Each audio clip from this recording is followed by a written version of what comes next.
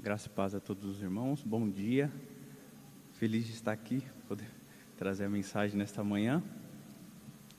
Confesso que é uma grande responsabilidade, transmitir a palavra de Deus, porque não é palavra de homens, de pessoas, mas é do próprio Deus, O texto ao qual nós vamos meditar é Lucas, capítulo 16, do verso 19.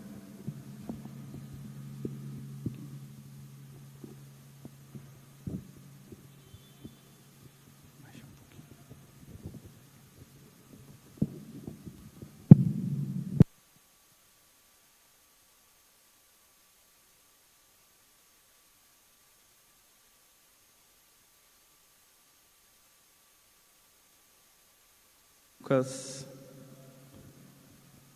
capítulo 16, do verso 19 até o 31. Vamos extrair as lições que Deus tem para nós nessa manhã.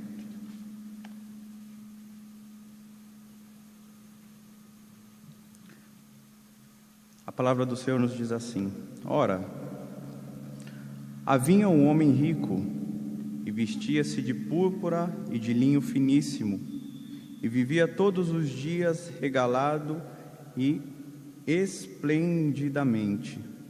Havia também um certo mendigo chamado Lázaro, que jazia cheio de chagas à porta daquele, e desejava alimentar-se com as migalhas que caíam da mesa do rico. E os próprios cães vinham lamber as chagas.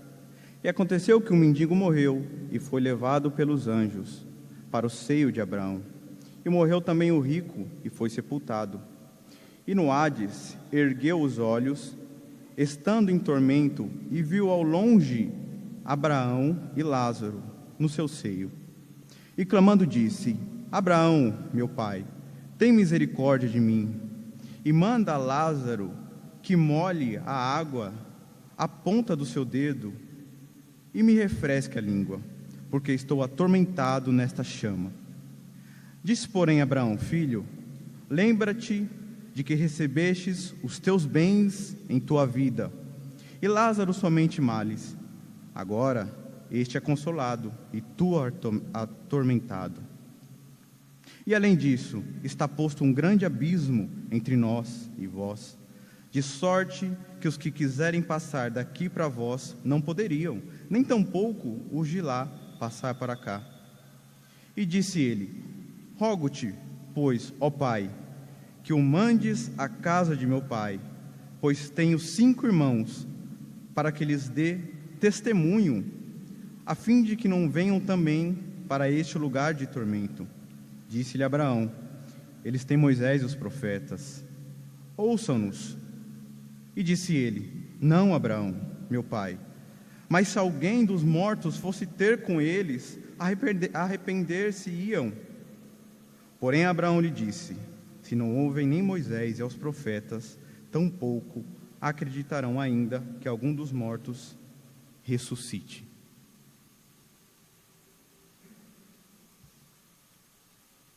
Irmãos, essa passagem, ela nos traz ricas lições nesta manhã.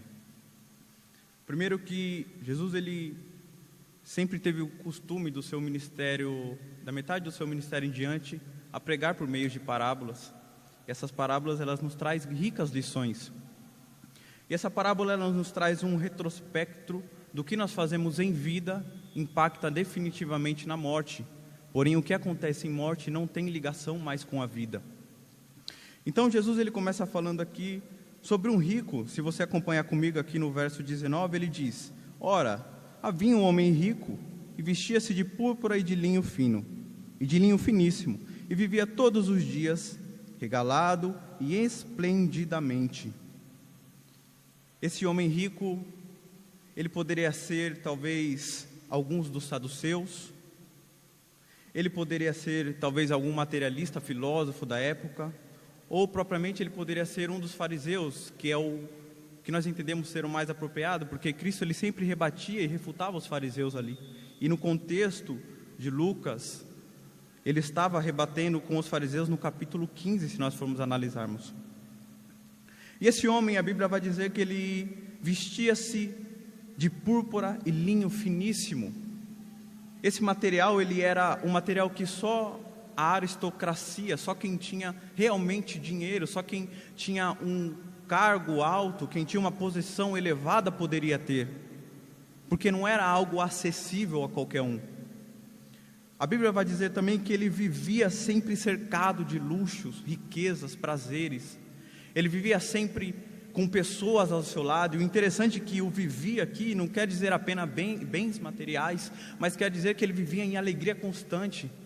Ele vivia sempre feliz. Ele tinha, vamos dizer aqui, que o mundo na palma das suas mãos. Ele tinha poder, ele tinha dinheiro, ele tinha prosperidade, mas ele não tinha Cristo Jesus. Esse homem, como eu falei, ele tinha o mundo na palma das mãos, então ele não precisava de Cristo, porque o coração dele estava em todas aquelas riquezas, aqueles bens que ele tinha. Não que o dinheiro seja errado, não que você ser próspero seja errado, o problema é o seu Deus ser a riqueza, o problema é o seu Deus ser o dinheiro, o problema é o seu Deus ser este mundo. É por isso que ele fala, Jesus ele fala mais para frente, que esse homem ele já teve tudo na terra. Se nós acompanharmos, como eu disse, ele vivia, esse significado, vivia no grego, o termo é o quê? Em um bom estado de espírito, alegre, ser alegre, alegria imensamente. Então a alegria dele estava fixa nessa terra, a alegria dele não estava em Cristo Jesus, a alegria dele estava nos luxos, nas riquezas, neste mundo, a qual nós vivemos hoje também. Tem muitas pessoas que amam este lugar, fazendo daqui o seu céu. Tem pessoas que amam esse lugar, fazendo daqui, aqui, a graça, aquela glória. Mas isso não é o que a palavra de Deus nos diz. Nós que somos filhos de Deus, devemos entender que aqui não é o nosso lugar. Por mais que Deus nos faça prosperar, por mais que nós tenhamos um bom estado de vida, a nossa alegria maior tem que estar em Cristo Jesus. A graça de Deus tem que nos alcançar, e o nosso foco tem que ser a glória de Deus. Quando nós começamos a colocar coisas terrenas acima das maravilhas de Deus, nós estamos fazendo desse mundo o nosso Deus. Quando nós colocamos coisas dessa terra, coisas deste lugar acima da palavra de Deus, nós fazemos dessas coisas o nosso Deus. E agora, se nós formos comparar, Jesus ele vai de um extremo ao outro. Ele vai de um homem extremamente rico, feliz, alegre, próspero, para um homem extremamente pobre, necessitado, carente das necessidades básicas da vida. Se você acompanhar no verso 20 e no verso 21, nós vamos ver. Ele fala assim, Jesus na sua parábola, sobre Lázaro. Ele desejava, no verso 20 e 21, havia também um certo mendigo, chamado Lázaro, que jazia cheia de chagas à porta daquele, e desejava alimentar-se com as migalhas que caíam da mesa do rico, e os próprios cães vinham lamber as suas chagas. Como eu disse, Jesus ele vai de um extremo ao outro, um homem extremamente rico, e agora um homem extremamente pobre, carente das necessidades básicas da vida, privado das necessidades básicas da vida. E aqui na palavra do Senhor vai dizer que ele jazia, ou em algumas traduções ele ficava. O que nós podemos imaginar é que esse homem ficava jogado às portas de Lázaro, jogado no chão, atirado literalmente, lançado, a tal ponto que as feridas dele atraíam os animais, os cachorros, e eles lambiam as suas úlceras. Mas o ponto interessante dessa passagem é que nós vemos o contraste do que o coração do rico tinha para o coração do pobre, porque a palavra do Senhor vai dizer que o pobre Lázaro, ele desejava apenas o básico. O que era o básico? As migalhas que caíam da mesa do rico. Esse homem, ele poderia querer tudo, ele poderia querer as riquezas do rico, ele poderia querer as roupas do rico, ele poderia querer as amizades do rico, porque, afinal de contas, desejos ele poderia ter, né? Ele não estava privado de desejar ter as coisas que o rico teria, mas ele, com a sua humildade de coração, ele quis apenas o necessário. E é interessante que a oração do Pai Nosso, ela diz para nós: dai-nos o pão nosso de cada dia, que é apenas o básico, apenas para nós sobrevivermos e nos mantermos até a volta de Cristo. Isso mostra que esse homem, ele queria apenas o necessário, como está escrito aqui. Ele queria apenas o mínimo, as migalhas, não desejava as riquezas desse mundo, mas assim o necessário. Essa é uma rica lição que nós extraímos desse texto, porque nós devemos querer apenas o que é necessário, como Cristo nos fala aqui nessa parábola. Orarmos para que Deus nos dê o pão nosso de cada dia, orarmos para que Ele nos dê um bom emprego, para que Ele nos ajude a talvez ingressar na nossa universidade, no nosso trabalho, na nossa família, querer a salvação de Deus. Isso é o necessário. Nosso coração não tem que estar preso a essas coisas materiais, coisas físicas, porque o físico não pode expressar a magnitude da glória de Deus que nós temos a receber com a volta de Cristo. Nosso coração tem que estar centrado nas coisas de Deus, nas coisas celestes. Existe uma parábola também, Mateus 13:44, que eu gosto de citar, que Deus ele trouxe um tesouro a esse campo, e esse tesouro é o Evangelho, esse tesouro é Cristo, esse tesouro é a graça de Deus. O nosso coração tem que estar preso nisso, não em tesouros terrenos, mas em tesouros celestes. E é isso que nós vemos com Lázaro. Lázaro queria apenas o básico para ele sobreviver, apenas as migalhas, apenas aquilo que poderia fazer ele se sustentar até a sua caminhada, até a sua morte. Agora nós vemos que, passando todo esse processo, vem o período da morte. Passando toda essa etapa da vida de Lázaro, da vida do rico, vem a morte, porque o interessante é que a morte ela não escolhe rico, ela não escolhe pobre, ela não escolhe pardo, negro, branco. A morte ela é democrática, ela vem a todos. E a morte veio para o rico e veio para o pobre, como nós vemos aqui no verso 22, que está escrito: e aconteceu que o mendigo morreu e foi levado pelos anjos para o seio de Abraão, e morreu também o rico e foi sepultado. Aqui, como nós entendemos, nos mostra o texto que parece que o rico ele teve um grande funeral, talvez com elogios, talvez expressando os seus títulos terrenos, e não se fala muito sobre a morte de Lázaro, não se fala muito como que foi o funeral dele. Provavelmente, como a Bíblia nos relatou no começo, os cães foram os seus próprios agentes funerários, porque ele estava ali à porta, morto, jogado, lançado. Só que existe algo muito interessante, que nós vamos acompanhar no verso de número 22, e você acompanha comigo, no verso de número 23, 23 a 24.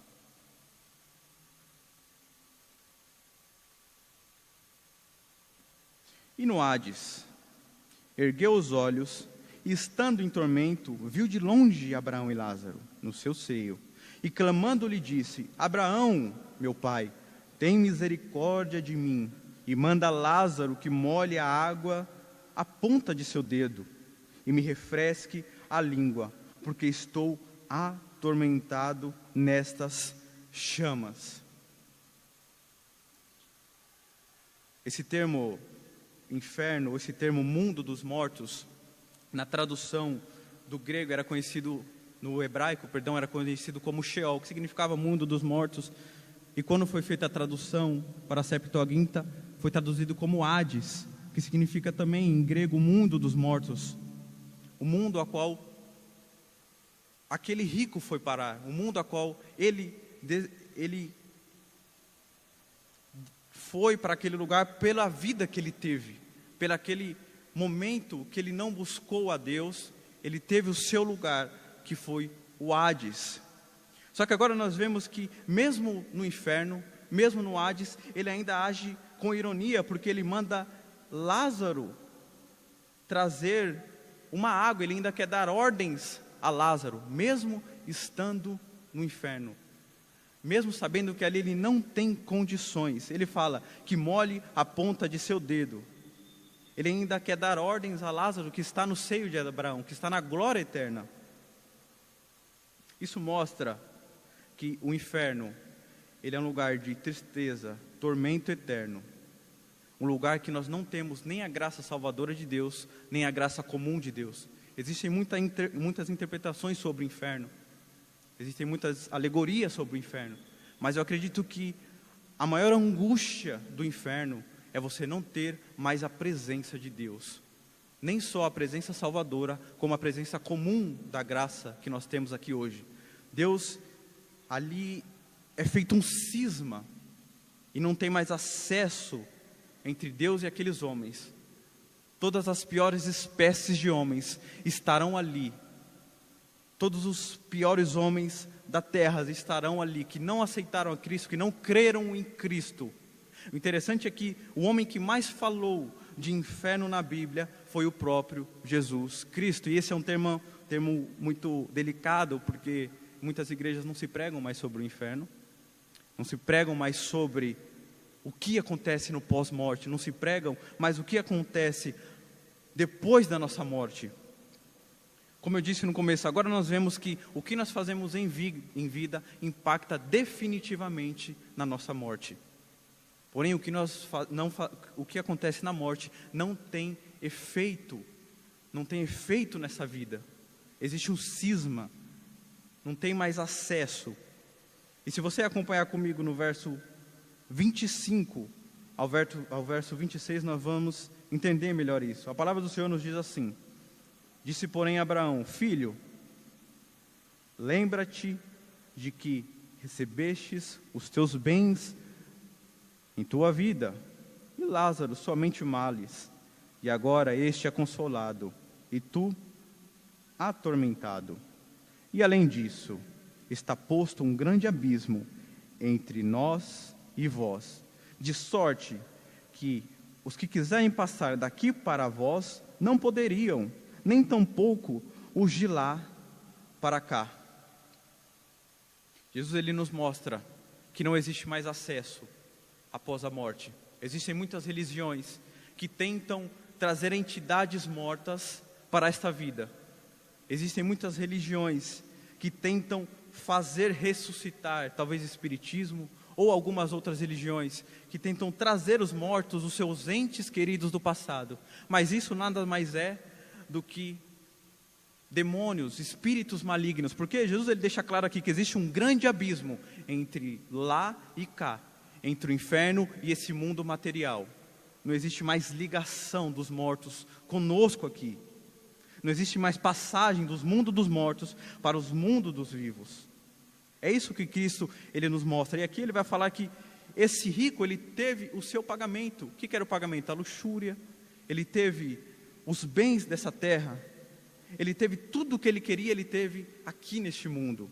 E ao contrário, Lázaro não. Lázaro, ele estava com o seu coração quebrantado e crendo em Deus, crendo na lei e crendo nos profetas. É por isso que no verso 21 e no verso 22 vai dizer que os anjos o levaram para a glória.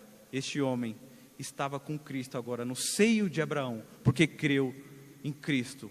Nós devemos crer na promessa de Cristo para estar com Ele na glória, para estar com Ele na salvação, para quando Cristo voltar, nós podemos desfrutar da salvação eterna, que é Cristo Jesus. E agora, se nós acompanharmos mais para frente, vamos entender o decorrer dessa mensagem. Acompanhe comigo o verso 27 e o verso de número 28.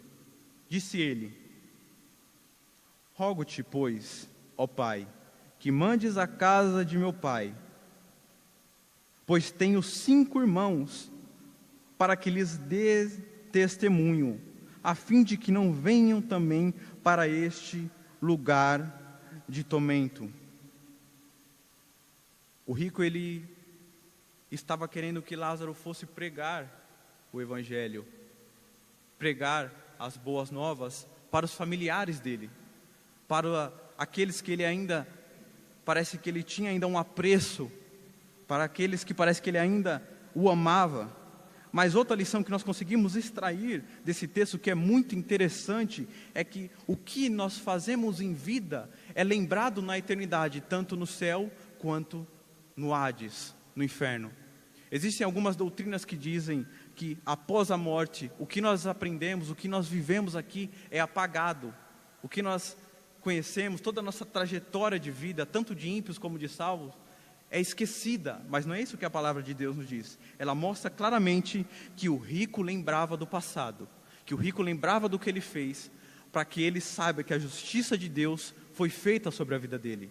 É por isso que ele fala para Lázaro mandar até a casa dele, para pregar o Evangelho, para pregar sobre Cristo, para pregar que existe uma vida, existe um tormento se ele não cresce em Cristo Jesus. Nós não podemos fazer em morte o que era para ser feito em vida, como está falando aqui. Nós devemos avisar e dar o testemunho. A mensagem ela tem que ser pregada aqui e hoje, não importa onde seja. Hoje, no século XXI, temos muitos meios de comunicação.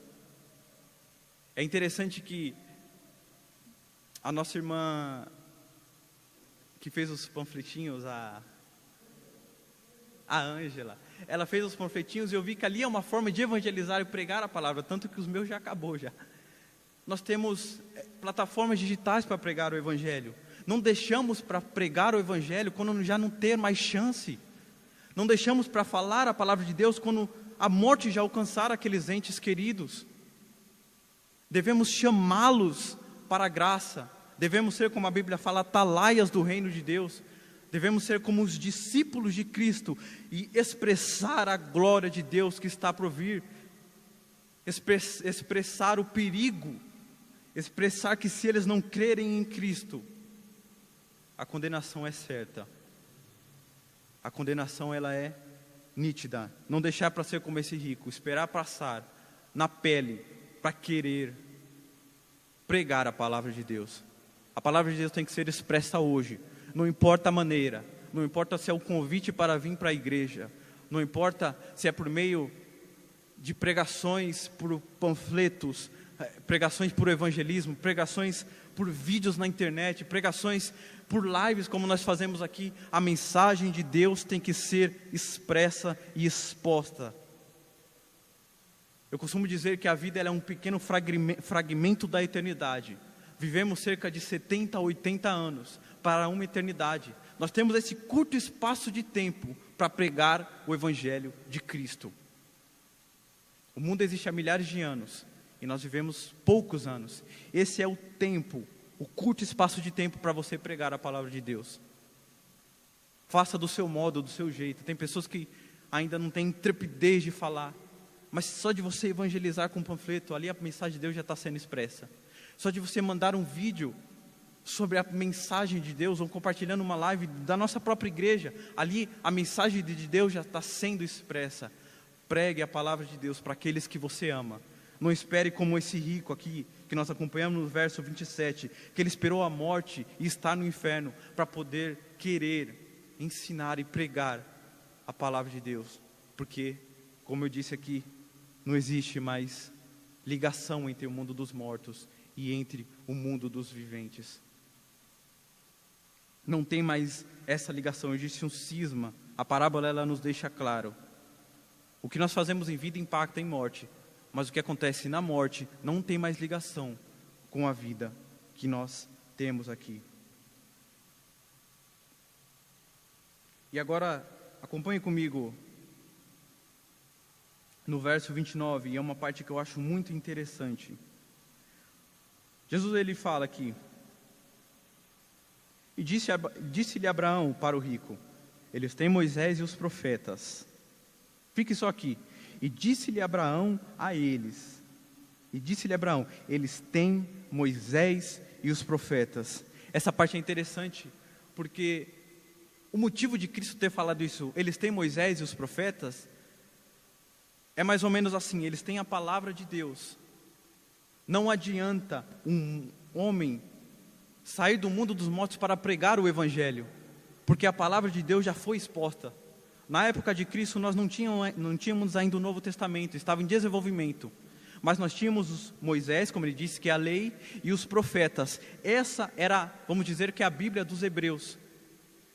E dá a entender que esse rico conhecia os mandamentos, porque ele entende que Abraão era o pai de todos, por isso que ele chama Abraão de pai.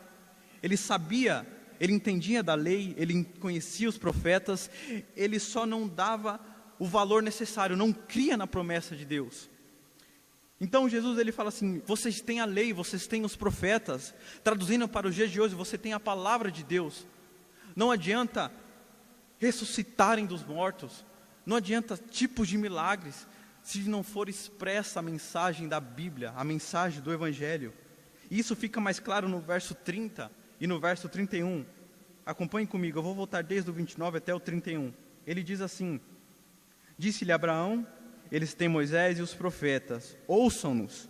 E disse-lhe ele: não, Abraão, meu pai, mas se algum dos mortos fosse ter com eles, arrepender-se-iam. Porém Abraão lhe disse: se não ouvem a Moisés e aos profetas, tampouco acreditarão, ainda que algum dos mortos ressuscite. O que ele está falando? Não adianta milagres, não adianta maravilhas, não adianta todas essas coisas miraculosas que acontecem aí fora, se a mensagem de Deus não for expressa e entrar dentro do coração. É isso que Cristo está falando. A mensagem do Evangelho ela é eficaz para a salvação. É por isso que Paulo diz em Romanos capítulo 1, verso 16: pois não me envergonho do Evangelho, porque é poder de Deus para a salvação de todo aquele que crê, primeiro do judeu, também dos gentios. O que Paulo está falando aqui? O Evangelho é poder de Deus para a salvação. Milagres não produzem salvação em si mesmo. Hoje nós vemos um evangelho que ele atrai por meio de milagres, mas não atrai por meio de palavras, como Jesus ele fala aqui. Ele atrai por meio de prosperidades, mas não atrai por meio de pregação genuína. Ele atrai por tantos outros métodos, mas esquecem de se desgastar na palavra do Senhor, de se debruçar, de escavar as maravilhas da palavra, para que a palavra entre no coração, para que a palavra seja expressa como Jesus ele diz aqui. E é interessante que essa parte é o que me deixa mais maravilhado, porque Jesus ele diz: não adianta que o morto ressuscite, e Cristo fala isso porque ele iria ressuscitar, e ele ressuscitou, e muitos não creram em Cristo Jesus. Ou também, um outro milagre que Cristo fez, e é um outro Lázaro, ele ressuscita Lázaro daquela tumba, que não é o mesmo Lázaro, e muitos ali também não creem em Cristo, porque o coração deles estavam preso neste mundo. O coração dessas pessoas estava preso no que é físico, no que é sensível, não estava preso em Cristo. Existe uma frase de um pregador, o Paulo gosta muito dele, Paul Washer, ele diz: é melhor um inferno com Cristo do que um céu sem Ele. O que ele quis dizer com isso? Ele quis dizer que o seu coração tem que estar propício a amar a Cristo acima de todas as coisas. De que adianta uma glória sem Cristo? De que adianta um mundo sem Cristo? De que adianta uma família sem Cristo? Cristo ele tem que ser o alvo, o nosso amor, o ápice do meu amor. Quando eu estou passando isso na pele, como os irmãos sabem, eu casei, né? E quando você casa, você ali é uma coisa maravilhosa, porque você se torna uma só carne. E não importa onde nós estamos, não importa onde eu estou, o que importa é que eu esteja com a minha esposa, porque eu amo ela. Eu não amo outras coisas, eu não amo, talvez se ela é rica, se ela é pobre. Assim tem que ser com Cristo Jesus. Devemos amar pelo que Ele é, pela Sua palavra. É isso que Jesus ele nos fala aqui. Não adianta milagres, não adianta ressuscitarem dos mortos, não adianta, o próprio Cristo ressuscitou dos mortos. E olha aí fora, muitos não reconhecem a Cristo. Entendem Cristo como apenas um grande filósofo, um grande profeta, um grande sábio, mas não reconhecem a deidade de Deus, como nós cremos aqui hoje. E é por isso que nós buscamos a Ele. E é por isso que nós queremos estar perto dele, porque o nosso coração está preso em Jesus Cristo. Que o nosso coração não venha estar preso em coisas terrenas, como esse rico estava preso, coisas superficiais. Mas que nós viemos entender nesta manhã que nosso coração tem que estar fixado em Cristo Jesus, na glória eterna. Devemos querer como esse homem, como eu disse aqui no começo, no verso 20, que ele queria apenas o necessário. A oração do Pai Nosso, ela é clara: nos dai-nos, Pai, o pão nosso de cada dia, nos dai-nos um bom emprego, nos dai-nos uma boa moradia. Nós não queremos esbanjar, porque nós já temos algo maior, que é a graça de Deus. Eu costumo dizer que tudo que nós ganhamos nessa vida é um bônus, porque nós já temos a graça salvadora de Deus. Se Deus fizer, Ele é Deus; se não fizer, Ele continua sendo Deus. Se Deus nos dar um bom emprego, Ele é Deus; se Ele não nos der, Ele também é Deus. Se Deus nos dermos alimento, vestes, se Deus nos darmos todas essas coisas, uma boa igreja, um bom teto para nós cultuarmos a Deus, Ele é Deus. Mas se Ele também não der, Ele é Deus, porque o nosso coração está fixo na graça salvadora de Cristo Jesus. Amém, meus irmãos? E nós podemos concluir com ricas lições nesta manhã. 3 lições que nós extraímos desse texto. A primeira lição é que ninguém está restrito da experiência da morte. O destino de nossa alma é decidido em vida. A morte, como eu disse, ela não escolhe pessoas, ela não faz acepções de pessoas. Uma hora ou outra, ela bate na sua porta.